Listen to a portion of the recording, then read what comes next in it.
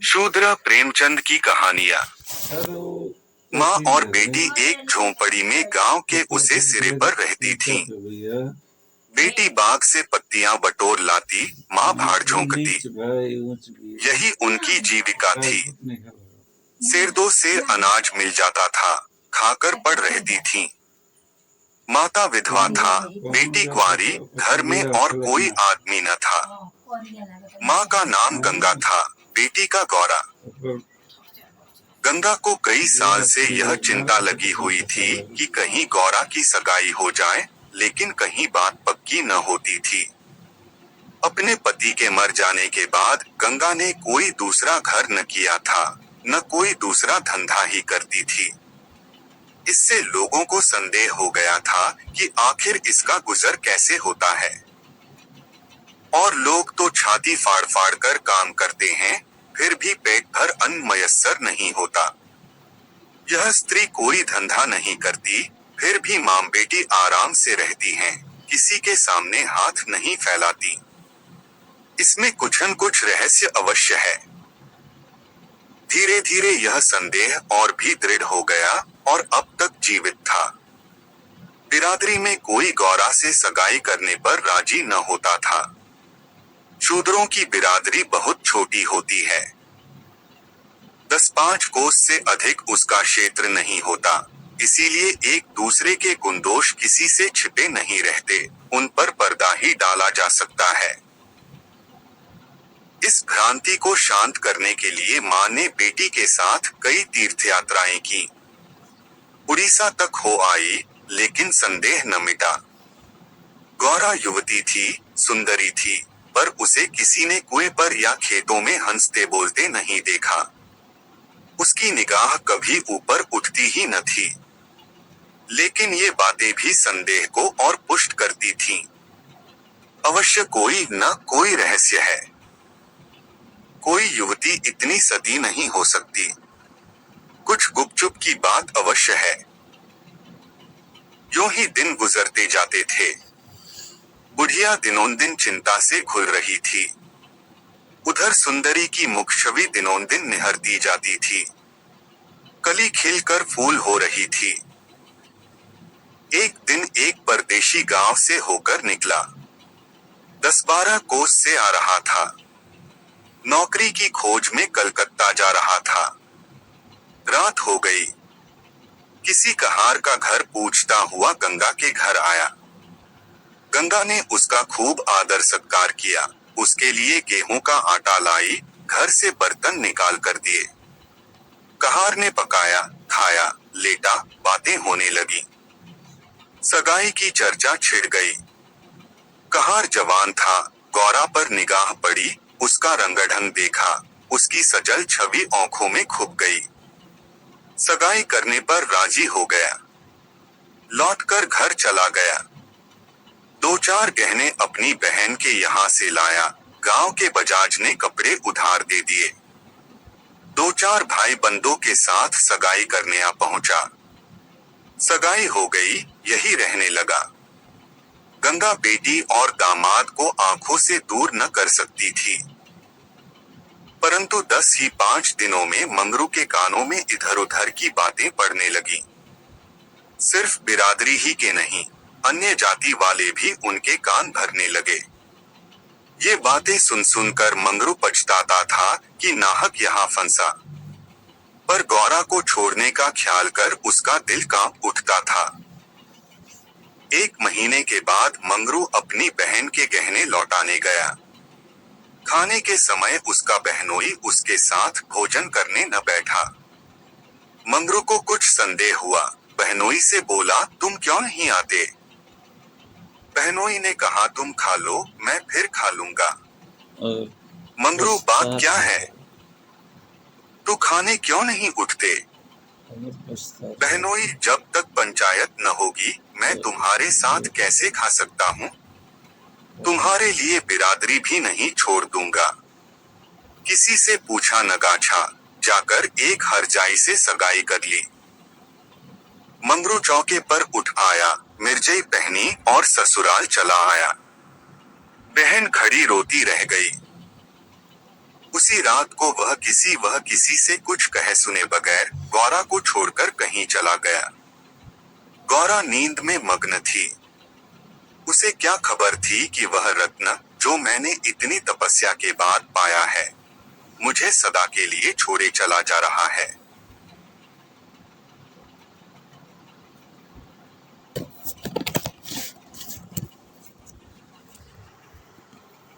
कई साल बीत गए। मंगरू का कुछ पता न चला। कोई पत्र तक न आया, पर गौरा बहुत प्रसन्न थी। वह मांग में सिंदूर डालती, रंग बिरंग के कपड़े पहनती और अधरों पर मिस्सी के धड़े जमाती। मंगरू भजनों की एक पुरानी किताब छोड़ गया था। उसे कभी कभी पढ़ती और गाती। मंगरू ने उसे हिंदी सिखा दी थी। टटोल टोल कर भजन पढ़ लेती थी। पहले वह अकेली बैठली रहती। गांव की और स्त्रियों के साथ बोलते चालते उसे शर्म आती थी। उसके पास वह वस्तु न थी जिस पर दूसरी स्त्रियां गर्व करती थीं। सभी अपने अपने पति की चर्चा करती। गौरा के पति कहाँ था? वह किसकी बातें करती? अब उसके भी पति था। अब वह अन्य स्त्रियों के साथ इस विषय पर बातचीत करने की अधिकारिणी थी। वह भी मंगरू की चर्चा करती। मंगरू कितना स्नेहशील है, कितना सज्जन, कितना वीर। पति चर्चा से उसे कभी तृप्ति ही न होती थी। स्त्रियां, मंगरू तुम्हें छोड़कर क्यों चले गए? गौरी कहती, क्या करते? मर्द कभी ससुराल में पड़ा रहता है।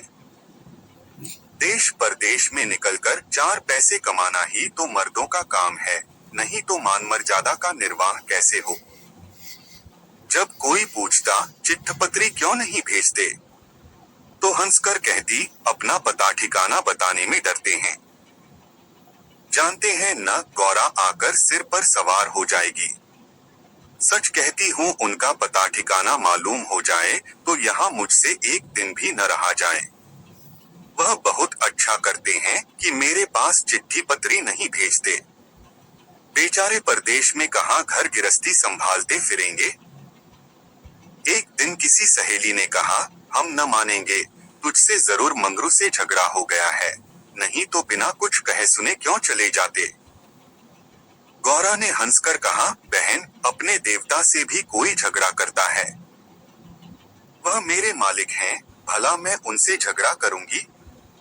जिस दिन झगड़े की नौबत आएगी, कहीं डूब मरूंगी। मुझसे कहकर जाने पाते, मैं उनके पैरों से लिपट न जाती।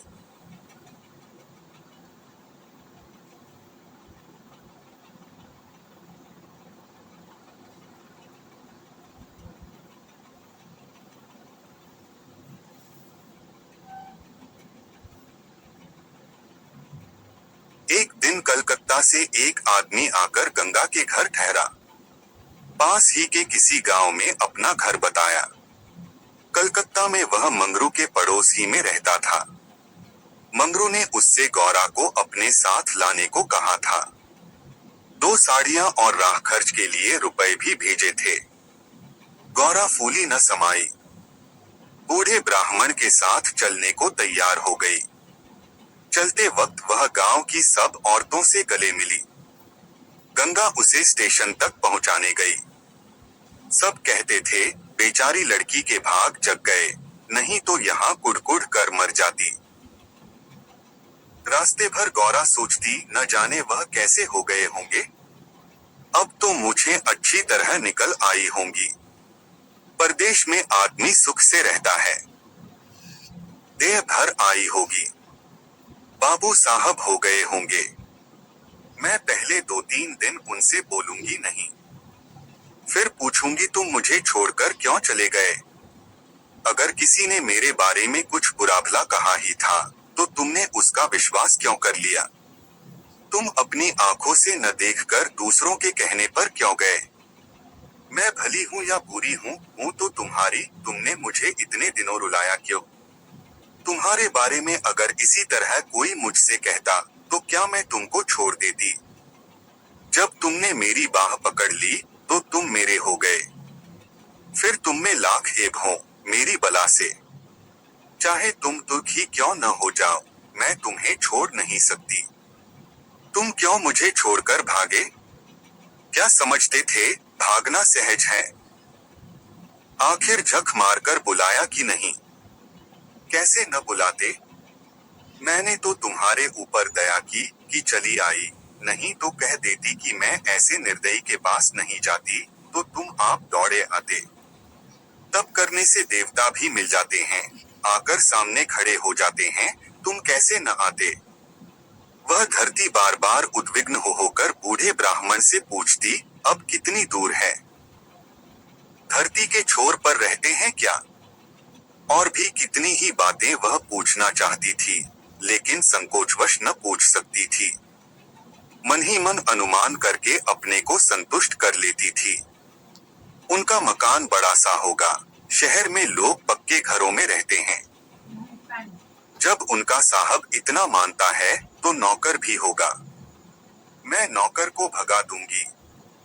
मैं दिन भर पड़े पड़े क्या किया करूंगी? बीच बीच में उसे घर की याद भी आ जाती थी। बेचारी अम्मा रोती होंगी। अब उन्हें घर का सारा काम आप ही करना पड़ेगा। न जाने बकरियों को चराने ले जाती है या नहीं। बेचारी दिन भर मेमे करती होंगी। मैं अपनी बकरियों के लिए महीने महीने रुपए भेजूंगी। जब कलकत्ता से लौटूंगी तब सबके लिए साड़ियां लाऊंगी। तब मैं इस तरह थोड़े लौटूंगी। मेरे साथ बहुत सा असबाब होगा। सबके लिए कोई न कोई सौगात लाऊंगी। तब तक तो बहुत सी बकरियां हो जाएंगी। यही सुख स्वप्न देखते देखते गौरा ने सारा रास्ता काट दिया। पगली क्या जानती थी कि मेरे मान कुछ और करता के मन कुछ और। क्या जानती थी कि बूढ़े ब्राह्मणों के भेष में पिशाच होते हैं। मन की मिठाई खाने में मग्न थी।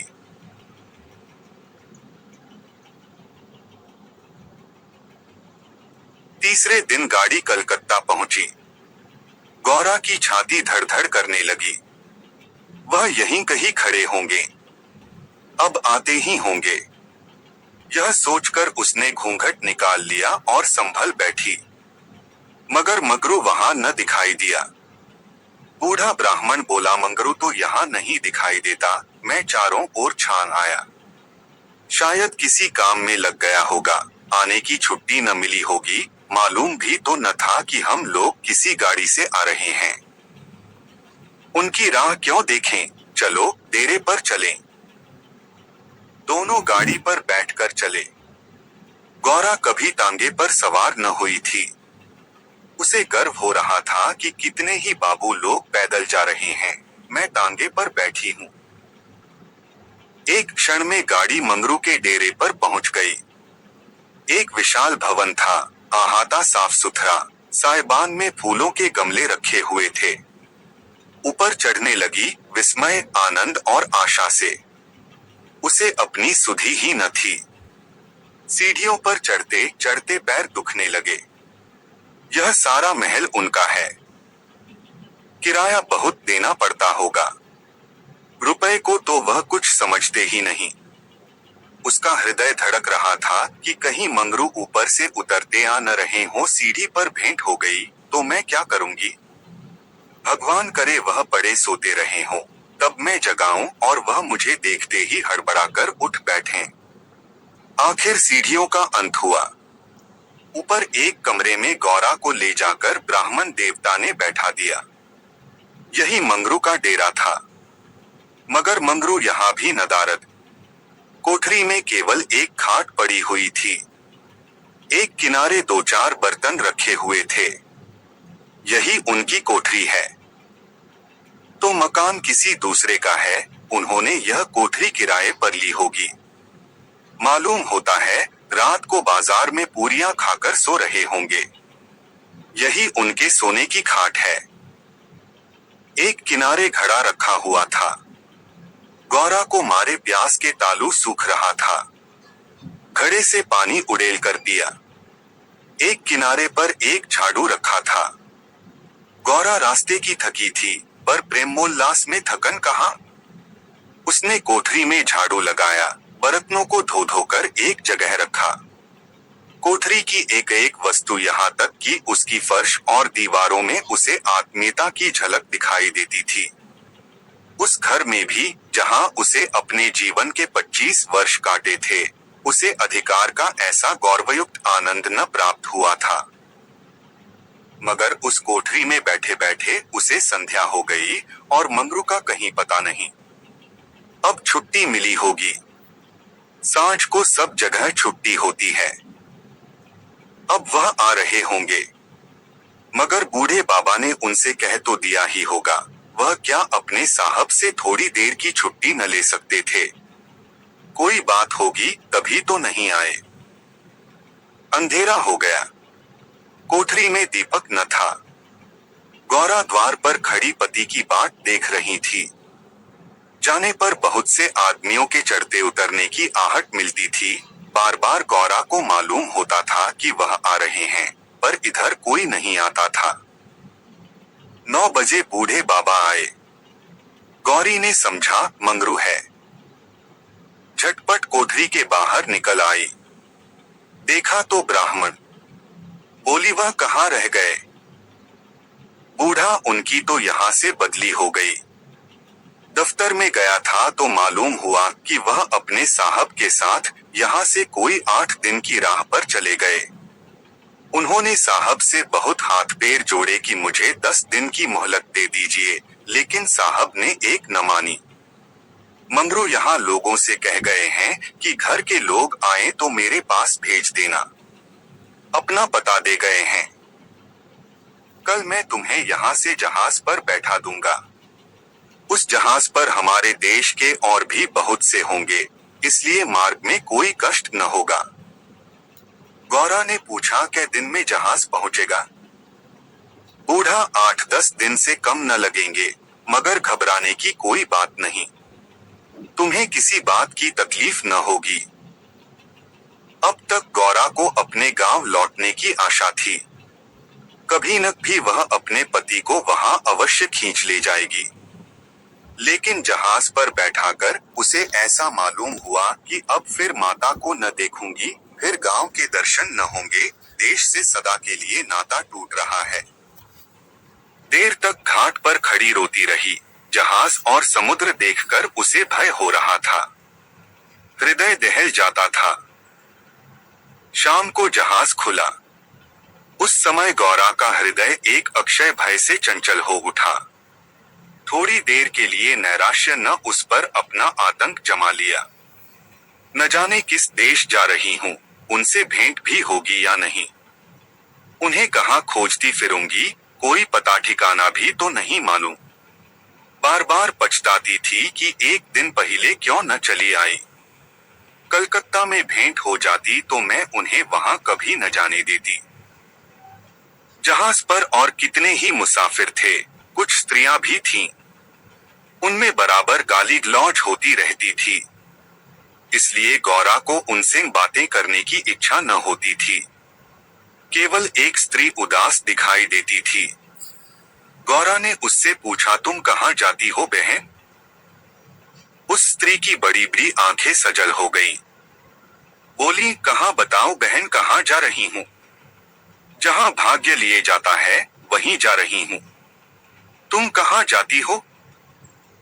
गौरा, मैं तो अपने मालिक के पास जा रही हूँ। जहाँ यह जहाज रुकेगा वह वहीं नौकर हैं। मैं कल आ जाती तो उनसे कलकत्ता में ही भेंट हो जाती। आने में देर हो गई। क्या जानती थी कि वह इतनी दूर चले जाएंगे, नहीं तो क्यों देर करती। स्त्री, अरे बहन, कहीं तुम्हें भी तो कोई बहकाकर नहीं लाया है। तुम घर से किसके साथ आई हो? गौरा, मेरे आदमी ने कलकत्ता से आदमी भेजकर मुझे बुलाया था। स्त्री, वह आदमी तुम्हारा जान पहचान का था? गौरा, नहीं, उस तरफ का एक बूढ़ा ब्राह्मण था। स्त्री, वही लंबा सा दुबला पतला लतलक बूढ़ा, जिसकी एक आंख में फूली पड़ी हुई है। गौरा, हाँ हाँ वही। क्या तुम उसे जानती हो? स्त्री, उसी दुष्ट ने तो मेरा भी सर्वनाश किया। ईश्वर करे उसकी सातों पुश्तें नरक भोगें, उसका निर्वश हो जाए, कोई पानी देने वाला भी न रहे, कोढ़ी होकर मरे।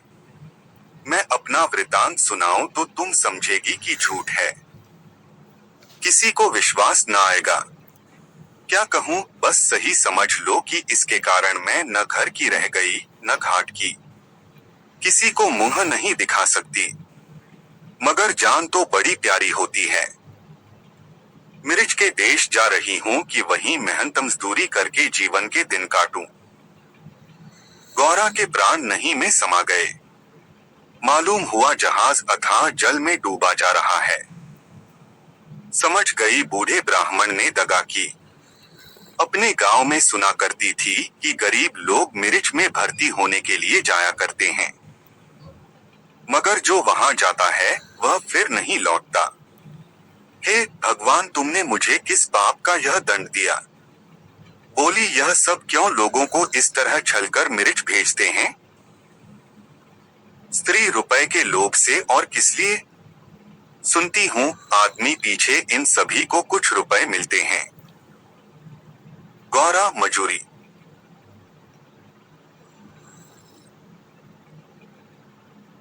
गौरा सोचने लगी, अब क्या करूं? यह आशा नौका जिस पर बैठी हुई वह चली जा रही थी, टूट गई थी, और अब समुद्र की लहरों के सिवा उसकी रक्षा करने वाला कोई न था। जिस आधार पर उसने अपना जीवन भवन बनाया था, वह जलमग्न हो गया। अब उसके लिए जल के सिवा और कहाँ आश्रय है? उसकी अपनी माता की, अपने घर की, अपने गांव की, सहेलियों की याद आती और ऐसी घोर मर्म वेदना होने लगी, मानो कोई सर्प अंतस्तल में बैठा हुआ बार बार डस रहा हो। भगवान, अगर मुझे यही यातना देनी थी तो तुमने जन्म ही क्यों दिया था? तुम्हें दुखिया पर दया नहीं आती। जो पिसे हुए हैं उन्हीं को पीसते हो। करुण स्वर से बोली, तो अब क्या करना होगा बहन? स्त्री, यह तो वहां पहुंचकर मालूम होगा। अगर मजूरी ही करनी पड़ी तो कोई बात नहीं, लेकिन अगर किसी ने कुदृष्टि से देखा तो मैंने निश्चय कर लिया है कि या तो उसी के प्राण ले लूंगी या अपने प्राण दे दूंगी। यह कहते कहते उसे अपना वृतांत सुनाने की वह उत्कट इच्छा हुई जो दुखियों को हुआ करती है। बोली, मैं बड़े घर की बेटी और उससे भी बड़े घर की बहू हूँ, पर अभागिनी। विवाह के तीसरे ही साल पतिदेव का देहांत हो गया। चित्त की कुछ ऐसी दशा हो गई कि नित्य मालूम होता कि वह मुझे बुला रहे हैं। पहले तो आंख झपकते ही उनकी मूर्ति सामने आ जाती थी, लेकिन फिर तो यह दशा हो गई कि जागृत दशा में भी रह रहकर उनके दर्शन होने लगे। बस यही जान पड़ता था कि वह साक्षात खड़े बुला रहे हैं। किसी से शर्म के मारे कहती न थी, पर मन में यह शंका होती थी कि जब उनका देहावसान हो गया है तो वह मुझे दिखाई कैसे देते हैं। मैं इसे भ्रांति समझकर चित्त को शांत न कर सकती। मन कहता था, जो वस्तु प्रत्यक्ष दिखाई देती है वह मिल क्यों नहीं सकती? केवल वह ज्ञान चाहिए। साधु महात्माओं को सिवा ज्ञान और कौन दे सकता है? मेरा तो अब भी विश्वास है कि अभी ऐसी क्रियाएं हैं जिनसे हम मरे हुए प्राणियों से बातचीत कर सकते हैं, उनको स्थूल रूप में देख सकते हैं। महात्माओं की खोज में रहने लगी। मेरे यहाँ अक्सर साधु संत आते थे, उनसे एकांत में इस विषय में बातें किया करती थी, पर वे लोग सदुपदेश देकर मुझे टाल देते थे। मुझे सदुपदेशों की जरूरत न थी। मैं वैधव्य धर्म खूब जानती थी। मैं तो वह ज्ञान चाहती थी जो जीवन और मरण के बीच का पर्दा उठा दे। 3 साल तक मैं इसी खेल में लगी रही। 2 महीने होते हैं, वही बूढ़ा ब्राह्मण सन्यासी बना हुआ मेरे यहाँ जा पहुंचा। मैंने इससे वही भिक्षा मांगी। इस धूर्त ने कुछ ऐसा मायाजाल फैलाया कि मैं आंखें रहते हुए भी फंस गई। अब सोचती हूँ तो अपने ऊपर आश्चर्य होता है कि मुझे उसकी बातों पर इतना विश्वास क्यों हुआ। मैं पति दर्शन के लिए सब कुछ झेलने को, सब कुछ करने को तैयार थी। इसने रात को अपने पास बुलाया। मैं घर वालों से पड़ोसिन के घर जाने का बहाना करके इसके पास गई। एक पीपल से इसकी धुई जल रही थी। उस विमल चांदनी में यह जटाधारी ज्ञान और योग का देवता सा मालूम होता था। मैं आकर धुई के पास खड़ी हो गई। उस समय यदि बाबाजी मुझे आग में कूद पड़ने की आज्ञा देते तो मैं तुरंत कूद पड़ती। इसने मुझे बड़े प्रेम से बैठाया और मेरे सिर पर हाथ रखकर न जाने क्या कर दिया कि मैं बेसुध हो गई। फिर मुझे कुछ नहीं मालूम कि मैं कहाँ गई, क्या हुआ। जब मुझे होश आया तो मैं रेल पर सवार थी। जी में आया कि चिल्लाऊं, पर यह सोचकर कि अब गाड़ी रुक भी गई और मैं उतर भी पड़ी तो घर में घुसने न पाऊंगी, मैं चुपचाप बैठी रह गई। मैं परमात्मा की दृष्टि से निर्दोष थी, पर संसार की दृष्टि में कलंकित हो चुकी थी। रात को किसी युवती का घर से निकल जाना कलंकित करने के लिए काफी था। जब मुझे मालूम हो गया कि सब मुझे टापू में भेज रहे हैं, तो मैंने जरा भी आपत्ति नहीं की। मेरे लिए अब सारा संसार एक सा है। जिसका संसार में कोई न हो, उसके लिए देश परदेश दोनों बराबर है। हाँ, यह पक्का निश्चय कर चुकी हूँ कि मरते दम तक अपने सत की रक्षा करूंगी। विधि के हाथ में मृत्यु से बढ़कर कोई यातना नहीं। विधवा के लिए मृत्यु का क्या भय, उसका तो जीना और मरना दोनों बराबर हैं। बल्कि मर जाने से जीवन की विपत्तियों का तो अंत हो जाएगा। गौरा ने सोचा, इस स्त्री में कितना धैर्य और साहस है। फिर मैं क्यों इतनी कातर और निराश हो रही हूँ। जब जीवन की अभिलाषाओं का अंत हो गया तो जीवन के अंत का क्या डर। बोली, बहन, हम और तुम एक जगह रहेंगी। मुझे तो अब तुम्हारा ही भरोसा है। स्त्री ने कहा, भगवान का भरोसा रखो और मरने से मत डरो।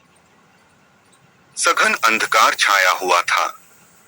ऊपर काला आकाश था, नीचे काला जल। गौरा आकाश की ओर ताक रही थी, उसकी संगिनी जल की ओर। उसके सामने आकाश के कुसुम थे, इसके चारों ओर अनंत अखंड अपार अंधकार था।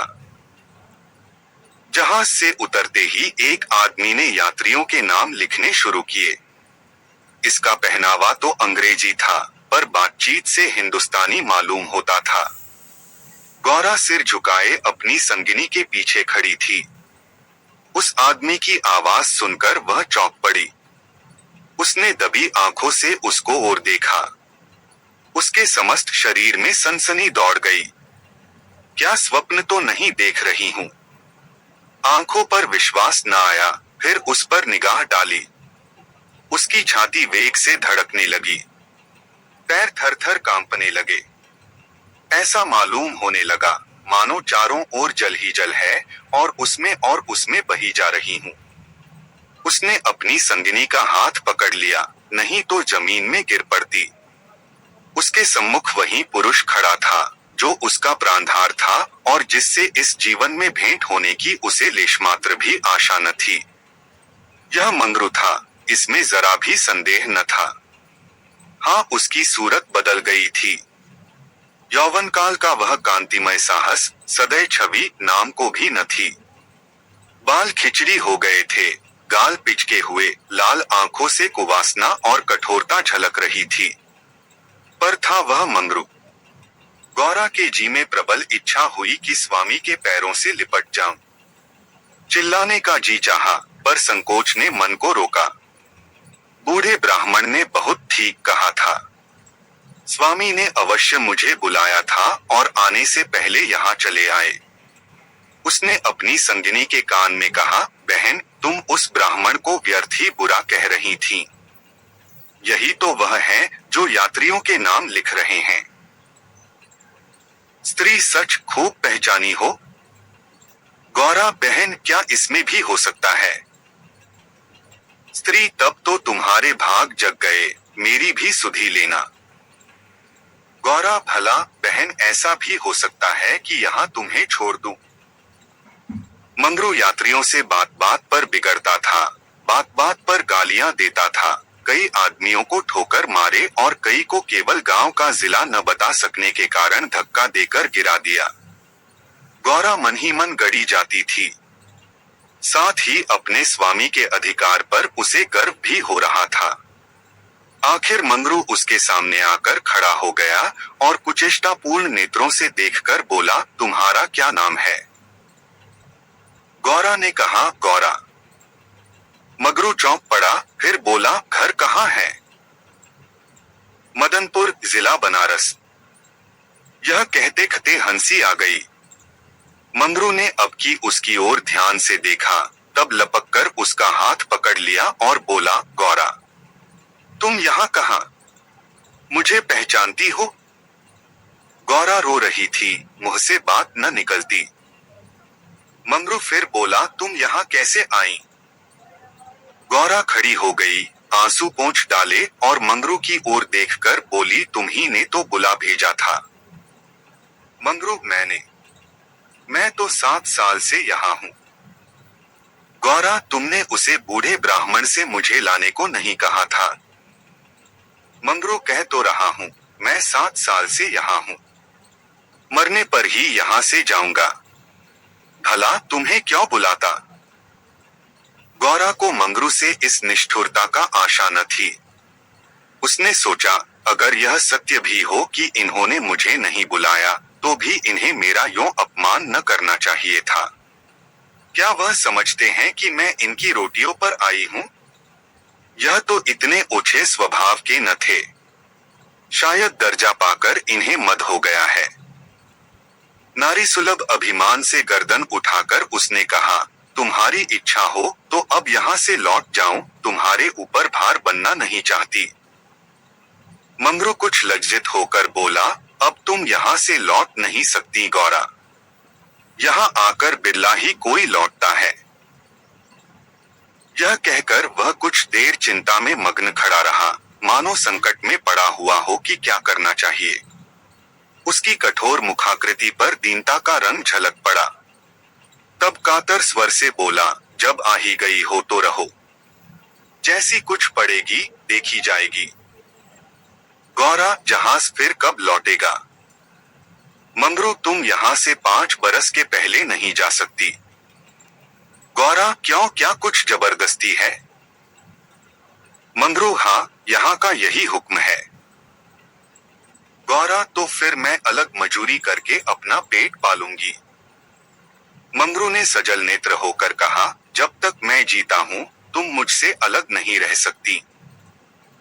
गौरा, तुम्हारे ऊपर भार बनकर न रहूंगी।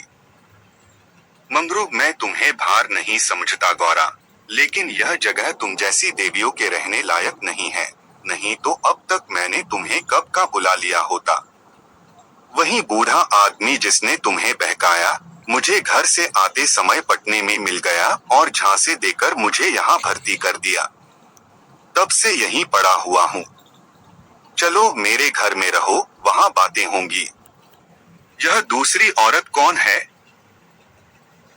गौरा, यह मेरी सखी है। इन्हें भी बूढ़ा बहका लाया। मंगरू, यह तो किसी कोठी में जाएंगी। इन सब आदमियों की बात होगी। जिसके हिस्से में जितने आदमी आएंगे उतने हर एक कोठी में भेजे जाएंगे। गौरा, यह तो मेरे साथ रहना चाहती हैं। मंगरू, अच्छी बात है, इन्हें भी लेती चलो।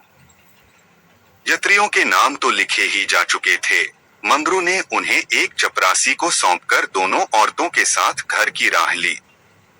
दोनों ओर सघन वृक्षों की कतारें थी। जहां तक निगाह जाती थी ऊख ही ऊख दिखाई देती थी। समुद्र की ओर से शीतल निर्मल वायु के झोंके आ रहे थे। अत्यंत सुरमय दृश्य था। पर मंगरू की निगाह उस ओर न थी। वह भूमि की ओर ताकता, सिर झुकाए, संदिग्ध चवाल से चला जा रहा था, मानो मन ही मन कोई समस्या हल कर रहा था। थोड़ी ही दूर गए थे कि सामने से 2 आदमी आते हुए दिखाई दिए। समीप आकर दानों रुक गए और एक ने हंसकर कहा, मंगरू, इनमें से एक हमारी है।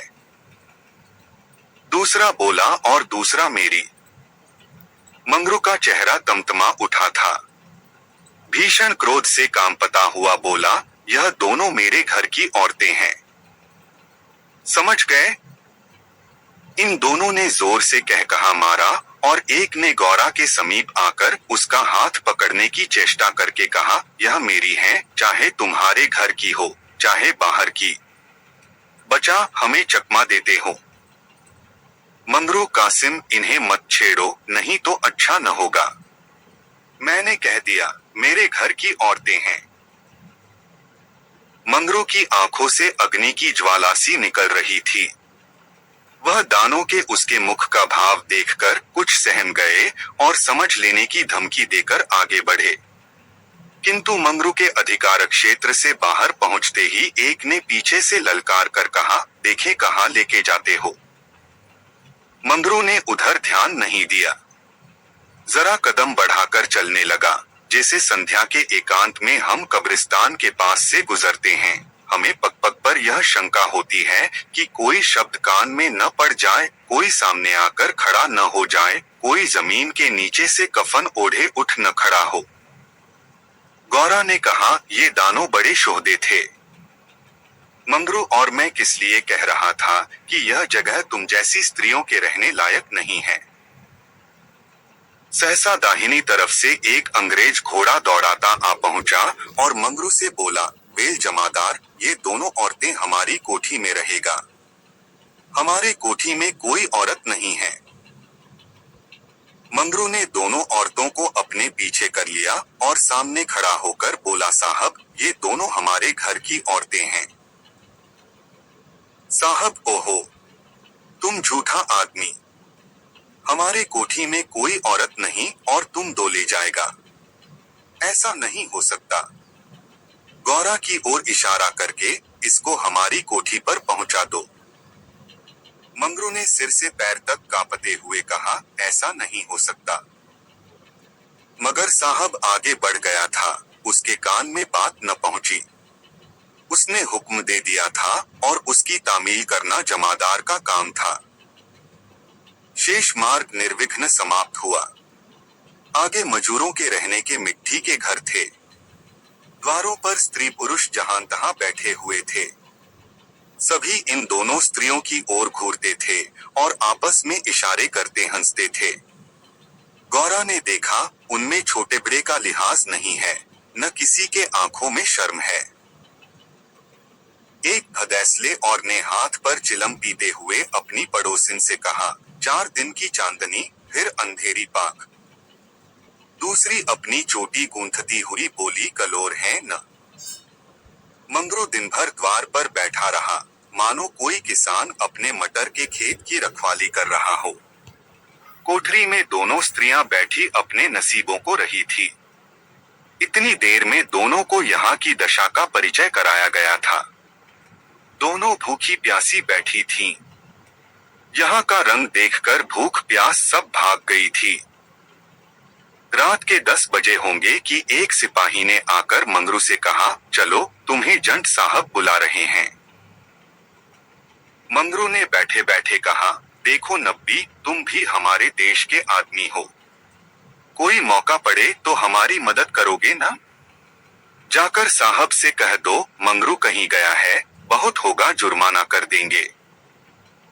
नब्बी, न भैया, गुस्से में भरा बैठा है, पिए हुए हैं, कहीं मार चले तो बस, चमड़ा इतना मजबूत नहीं है। मंगरू, अच्छा तो जाकर कह दो नहीं आता। नब्बी, मुझे क्या, जाकर कह दूंगा। पर तुम्हारी खैरियत नहीं है कि बंगले पर चला।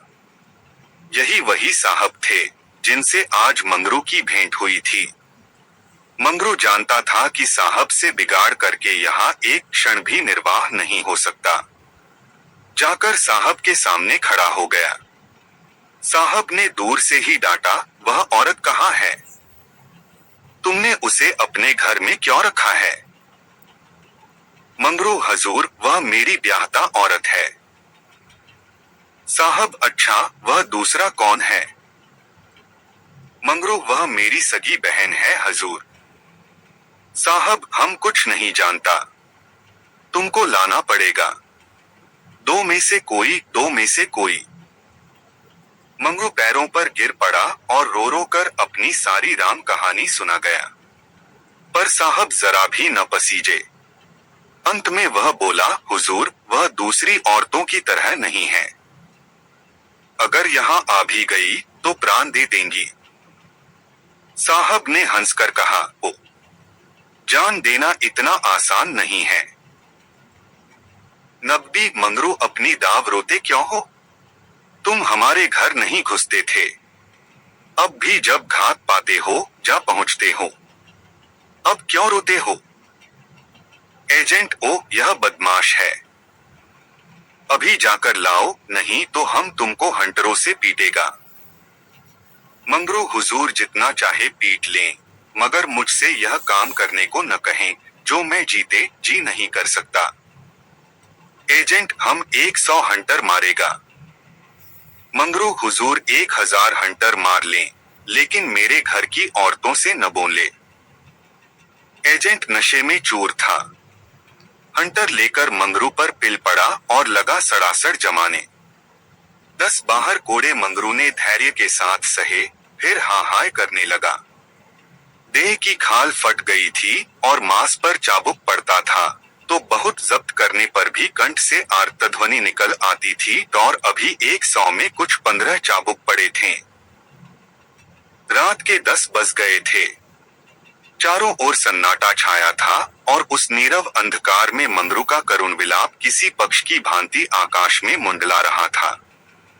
वृक्षों के समूह भी हतबुद्धि से खड़े मौन रोन की मूर्ति बने हुए थे। यह पाषाण हृदय लंपट, विवेक शून्य जमादार इस समय एक अपरिचित स्त्री के सतीत्व की रक्षा करने के लिए अपने प्राण तक देने को तैयार था, केवल इस नाते कि यह उसकी पत्नी की संगिनी थी। वह समस्त संसार की नजरों में गिरना गंवारा कर सकता था, पर अपनी पत्नी की भक्ति पर अखंड राज्य करना चाहता था। इसमें अनुमात्र की कमी भी उसके लिए असह्य थी। उस अलौकिक भक्ति के सामने उसके जीवन का क्या मूल्य था? ब्राह्मणी तो जमीन पर ही सो गई थी, पर गौरा बैठी पति की बाट जोह रही थी। अभी तक वह उससे कोई बात नहीं कर सकी थी। 7 वर्षों की विपत्ति, कथा कहने और सुनने के लिए बहुत समय की जरूरत थी और रात के सिवा वह समय फिर कब मिल सकता था। उसे ब्राह्मणी पर कुछ क्रोध सा आ रहा था कि यह क्यों मेरे गले का हार हुई। इसी के कारण तो वह घर में नहीं आ रहे हैं। यकायक वह किसी का रोना सुनकर चौंक पड़ी। भगवान, इतनी रात गए कौन दुख का मारा रो रहा है? अवश्य कोई कहीं मर गया है। वह उठकर द्वार पर आई और यह अनुमान करके कि मंगरू यहाँ बैठा हुआ है, बोली, वह कौन रो रहा है? जरा देखो तो। लेकिन जब कोई जवाब न मिला, तो वह स्वयं कान लगाकर सुनने लगी। सहसा उसका कलेजा धक से हो गया। तो यह उन्हीं की आवाज है। अब आवाज साफ सुनाई दे रही थी। मंगरू की आवाज थी। वह द्वार के बाहर निकल आई। उसके सामने एक गोली के अंपे पर एजेंट का बंगला था। उसी तरफ से आवाज आ रही थी। कोई उन्हें मार रहा है। आदमी मार पड़ने पर ही इस तरह रोता है। मालूम होता है वही साहब उन्हें मार रहा है। वह वहां खड़ी न रह सकी, पूरी शक्ति से उस बंगले की ओर दौड़ी। रास्ता साफ था। एक क्षण में वह फाटक पर पहुंच गई। फाटक बंद था। उसने जोर से फाटक पर धक्का दिया, लेकिन वह फाटक न खुला और कई बार जोर जोर से पुकारने पर भी कोई बाहर न निकला। तो वह फाटक के जंगलों पर पैर रखकर भीतर कूद पड़ी और उस पार जाते ही उसने एक रोमांचकारी दृश्य देखा। मंगरू नंगे बदन बरामदे में खड़ा था और एक अंग्रेज उसे हंटरों से मार रहा था। गौरा की आंखों के सामने अंधेरा छा गया। वह एक छलांग में साहब के सामने जाकर खड़ी हो गई और मंगरू को अपने अक्षय प्रिंसिपल हाथों से ढांककर बोली, सरकार, दया करो, इनके बदले मुझे जितना मार लो, पर इनको छोड़ दो। एजेंट ने हाथ रोक लिया और उन्मत्त की भांति गौरा की ओर कई कदम आकर बोला, हम इसको छोड़ दें तो तुम मेरे पास रहेगा। मंगरू के नथने फड़कने लगे। यह पामर, नीच अंग्रेज मेरी पत्नी से इस तरह की बातें कर रहा है। अब तक वह जिस अमूल्य रत्न की रक्षा के लिए इतनी यातनाएं सह रहा था, वही वस्तु साहब के हाथ में चली जा रही है। यह असह्य था। उसने चाहा कि लपककर साहब की गर्दन